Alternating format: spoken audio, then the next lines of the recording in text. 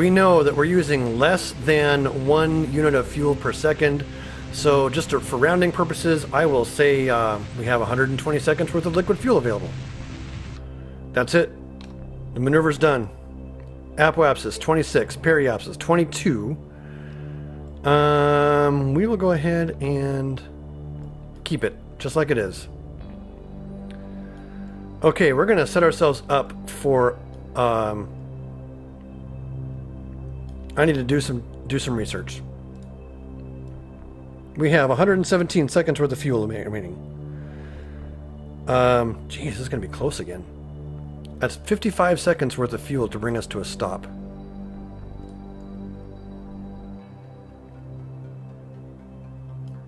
Which also means 55 seconds worth of fuel to get us up and out of here.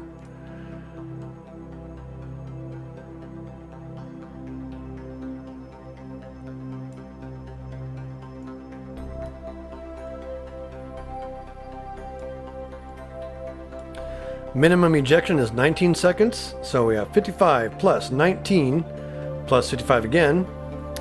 It's 129 seconds worth of fuel.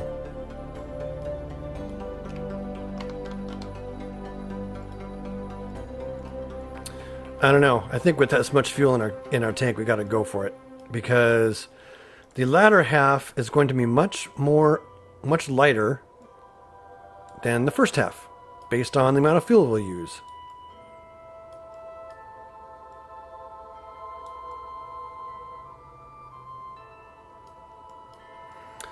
I'll aim for the far side here. And once again, add a maneuver as a braking maneuver.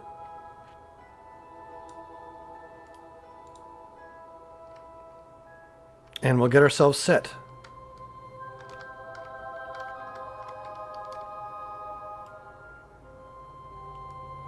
I don't want to land in a shadow, but other than that, I think that's a pretty good, darn good crater for us to do this in. Now, did we do Materials Bay here already? We did. We're going to reset that experiment. Okay. This particular burn is only 2 seconds, and I want to be as accurate as I possibly can. So, we're fast forwarding time around the moon. There's 1 minute. We're 30 seconds away from this burn. I want to go ahead and cancel this plan, just in case I miss a little bit. Aiming for the far side of that crater again. As we're coming down, that crater is going to rotate a little bit underneath us. I might add just a little bit more thrust than what we have there advertised.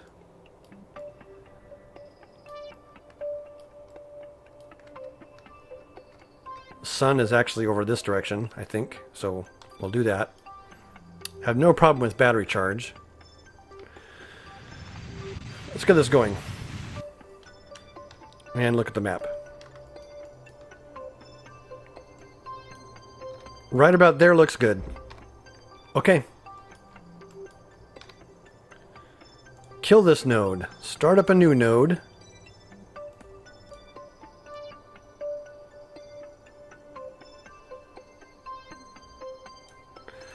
And what this tells me is that about a minute away from this node,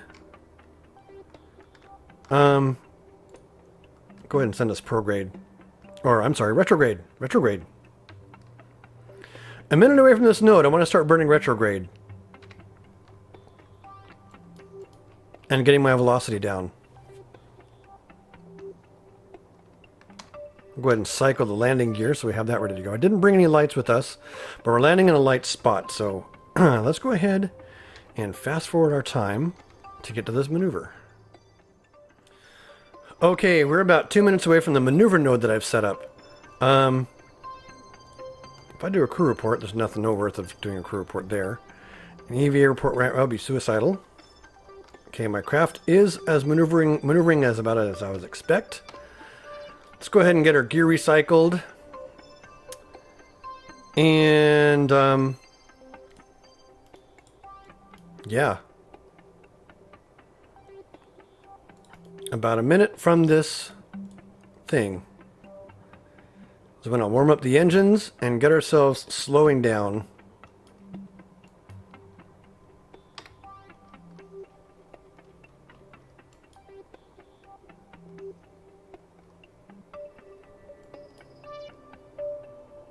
I want to make sure that I'm on the other side of this crater where it's a little flatter.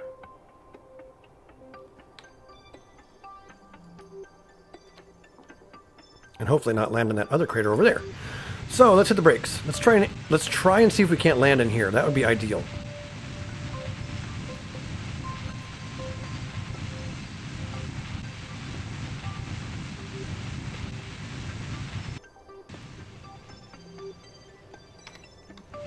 We might be able to do that. That are inside that crater.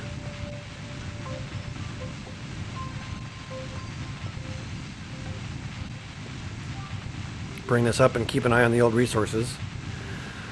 Of course, basically it looks like we're aimed straight at the slope right now.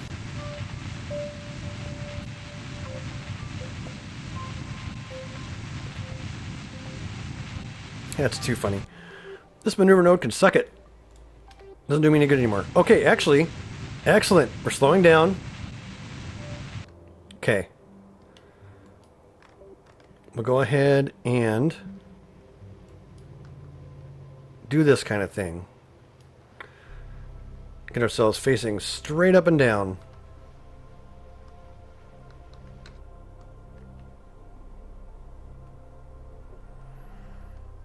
All right. I'm going to let myself fall. And we know that we're at about... We know we're coming down pretty fast. We know we can actually bleed off this delta V relatively quickly. So when we get down to 2,000 meters...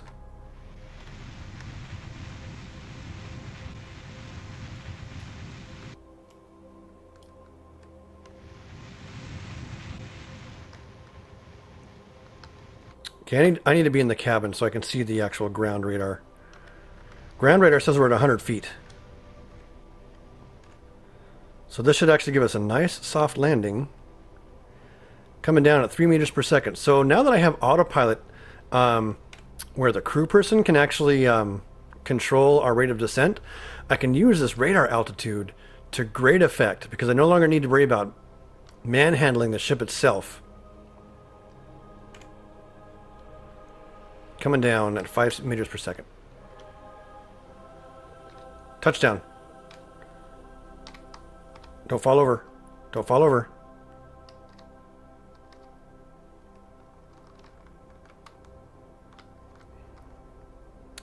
Okay. Whew. How about that? We made it to the surface of the moon. I'm not positive that we have enough to get back home, but I don't care. We're going to get a crew report and transmit that for a bunch of science. You know, it occurs to me, these guys really don't care if we bring this information back. We're completing contracts left and right. We're going to go ahead and keep this data. I want to bring it back. I believe that it can be done. We are going to EVA. Get an EVA report to keep that EVA report from the moon's far side crater. We'll go ahead and let go. Come on down here. Bonk. We get to plant a flag.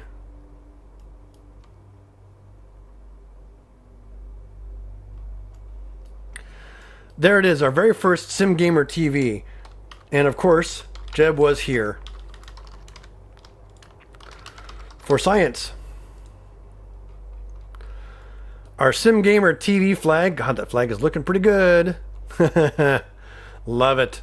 I love it. We can't get any surface samples, so the only thing really left is to admire the view. Here we are. Jeb admiring the surface of the sun. The sunlight streaming into his face. Experiments completed as we've landed on the moon. Now, with a hopeful heart, Jeb prays to whatever gods there are that he's able to get back home. It might be one of those situations where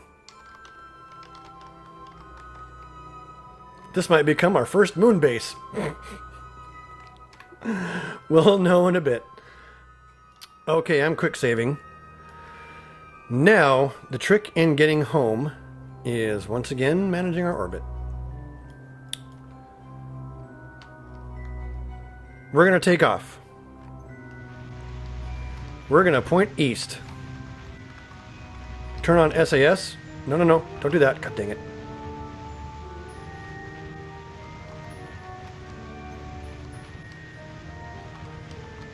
That wasn't a waste of fuel at all.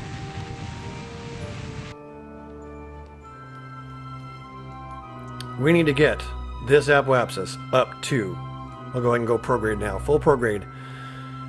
This apoapsis really only needs to be 10,000 meters. Maybe 15,000 meters.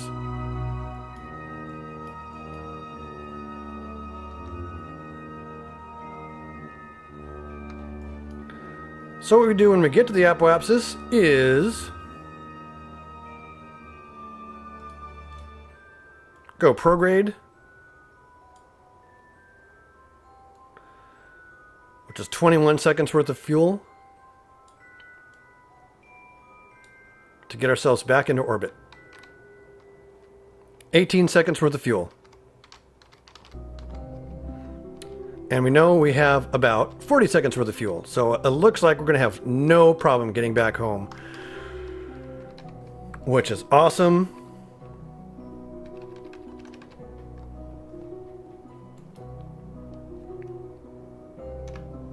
Alright, hey, look at this. We are about 10 seconds away. We'll go ahead and cycle up the gear. Probably about 5 seconds away from initiating this burn to get ourselves back into lunar orbit from after having landed on the moon. And throttle up. Full throttle.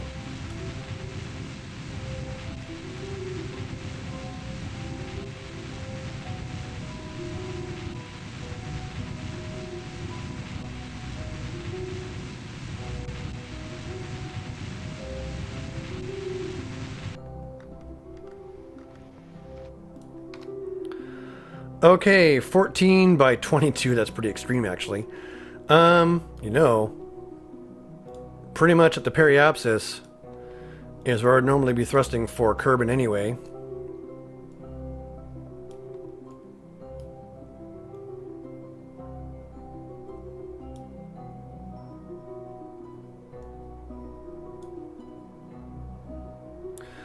Another 17 seconds worth of thrust here in 3 more minutes, and we are Kerbal bound.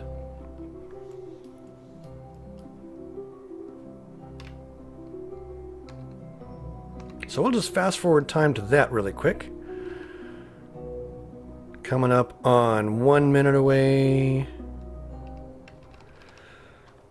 So this takeoff has actually been pretty easy from the moon. We haven't had to do a whole lot of orbiting around and waiting. So at T-9 once again is when I'm going to fire up this burn. And we know it's going to take about 17 seconds of our, 24 or more seconds of fuel that we have. Let's get a sip of juice here. So it's T-17. We're going to wait till about T-10 to actually fire up the engine. And 10, fire up the engine. 9, 8, 7. Estimated burn coming down. Burn time remaining. 10, 9, 8, 7, 6, 5, 4, 3, 2, 1, 0. The rest of this is just rounding error. A little bit of residuals. Okay. That is a perfect re-entry attitude. An absolutely perfect re-entry attitude. I don't need to worry about a thing. I can use some more fuel if I need to later on, but right now we are actually at a point where we can just fast forward time out and away from the moon. Alright, here we are. We have just left the moon's sphere of influence. Our periapsis is still looking good. I am going to go ahead and throw myself a little bit of prograde thrust just to bring this up to 30,000 meters. Like so. And we are now all set for orbital re-entry. Go ahead and get my capsule. Stop fighting me, Jeb. Capsule facing south. Now, before I do anything else, I do need to have Jeb come out as he spins out of control. Camera.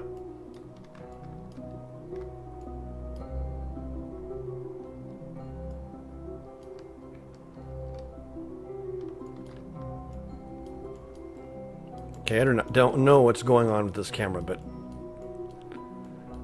there's the ship.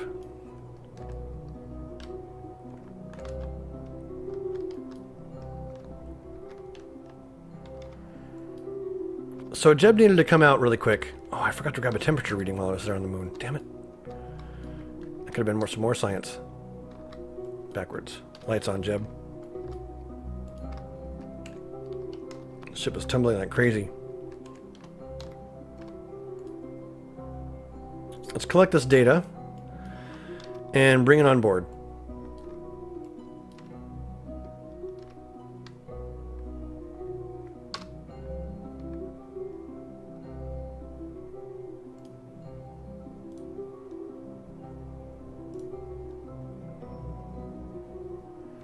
We can go ahead and transmit this other data. Okay, once again, get ourselves facing north. We'll go ahead and put the solar power thing facing the sun. And we don't need this anymore. We're done. We are now coming in for a landing at 31,000 meters. SAS is off. Everything else is up to gravity. Let's see how we did on our contracts. We got the flag planted for 91,000 funds. We got an exploration of the moon done for 147,000 funds. We got scientific data from the surface of the moon for 15,000 funds and 30 science. We got land on the moon complete for 22,000 funds. And there's more to come. We actually have that materials-based study for science and to return. Yep. And we'll see how everything goes when we actually get there. So I'm going to catch you guys when we're actually at atmospheric reentry. Until then, hang tight. Alright, so here we are. As you can see, we're just beginning the reentry interface. And while we're here, we are going to kick this up and log the temperature.